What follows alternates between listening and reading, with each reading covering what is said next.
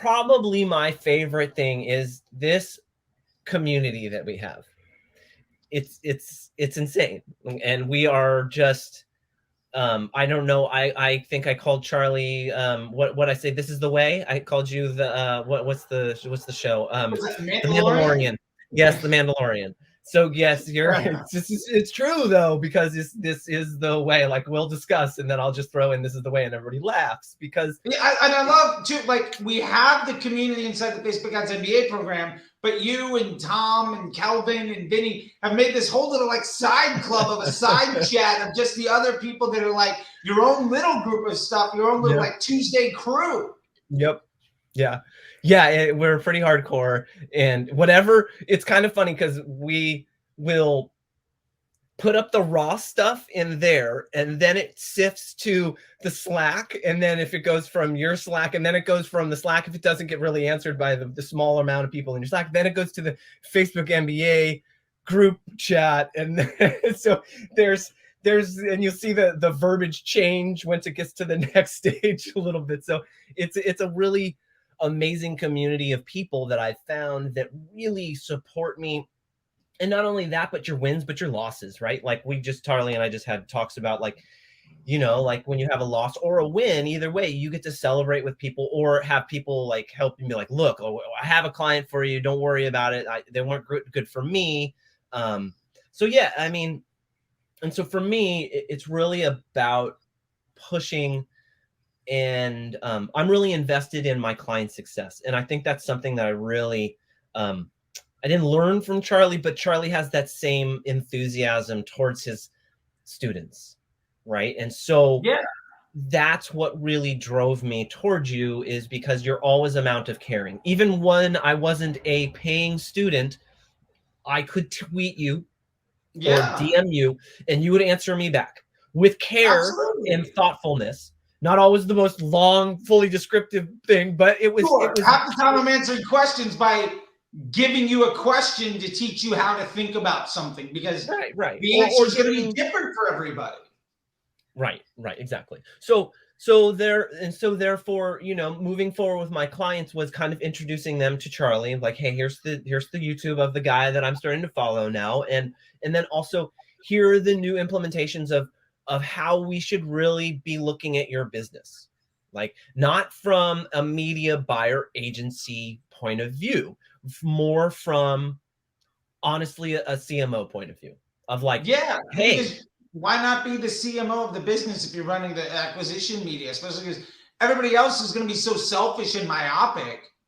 You could actually give a damn about the end result for the business, and all of a sudden you care more than 90% of the people that work there, and you become irreplaceable, especially as you're laying out all this documentation and you're asking people, like, when your motivation isn't how can I scale by spending more, but how can I deliver you a better business result so that you can be happier with the outcomes, like, you immediately differentiate yourself from 85% of the experts and agencies and gurus, because you're no longer selfish.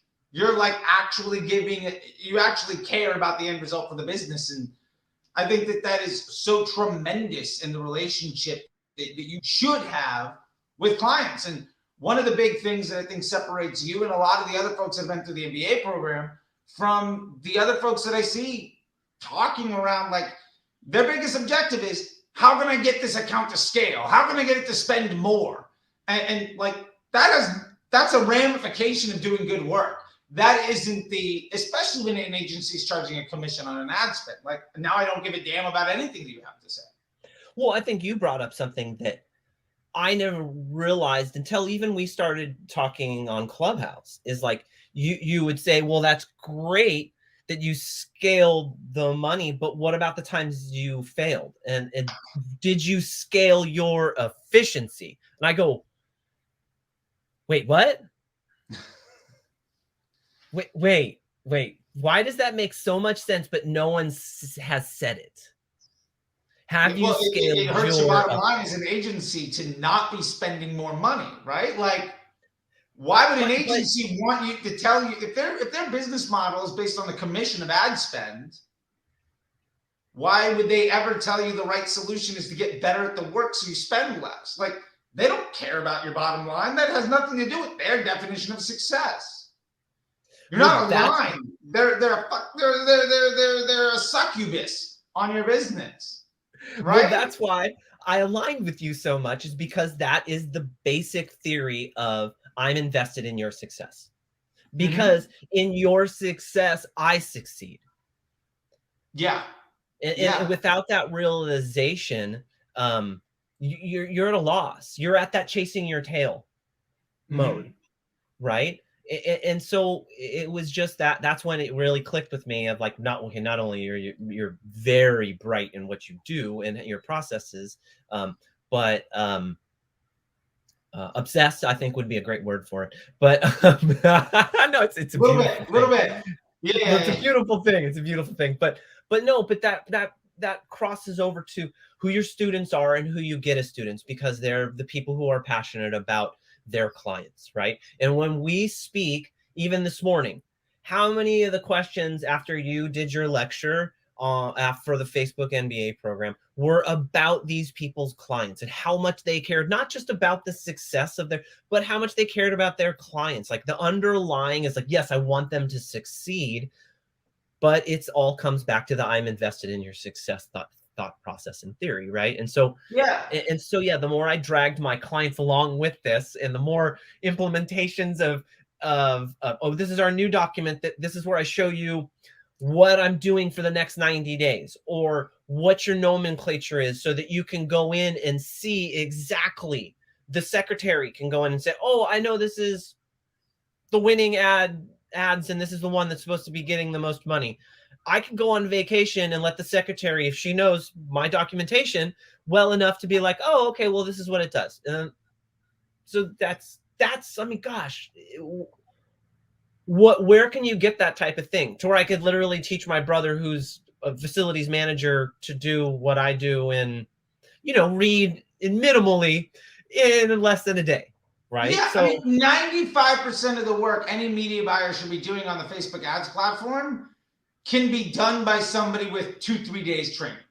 Like, it's not a hard job. Like, if set up properly. If set up properly. Yeah. Because ultimately, when you set up the system and structure and process to work, all you're doing is managing the day-to-day.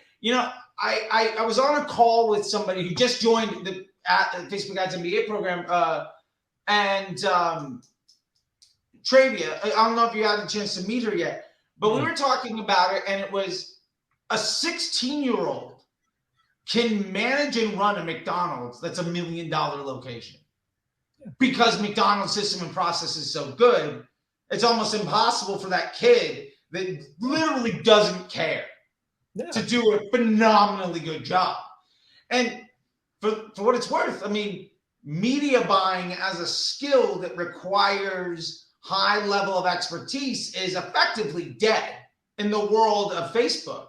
Like, your real job is setting up the factory to do the work, right? Like, your real job is being a good manager. Your real job is aligning your testing and business objectives with your client's needs. You know what I mean? Like, that's the real work. And 85-90% of what you need to do in a week, like, realistically, that 2 hours, 3 hours max of real work you're going to be doing any week on an ad account. Yeah. Not like 15 minutes of that is actually like hard work that requires thinking. And realistically, if you can get all of that stuff done by somebody else, that is, if the 2.5 hours out of that 3 hours is just done by somebody that, is very low level, that you can train up to understand things, then that gives you 2.5, 3 hours to do critical thinking to solve the problem better. And meanwhile, out here, we got folks that insist on hours a day of work. That, like, it pains me to think, to understand, to really know that, like, legitimately, there are people that today are heavily focused on figuring out which ad set to raise or reduce their budget on.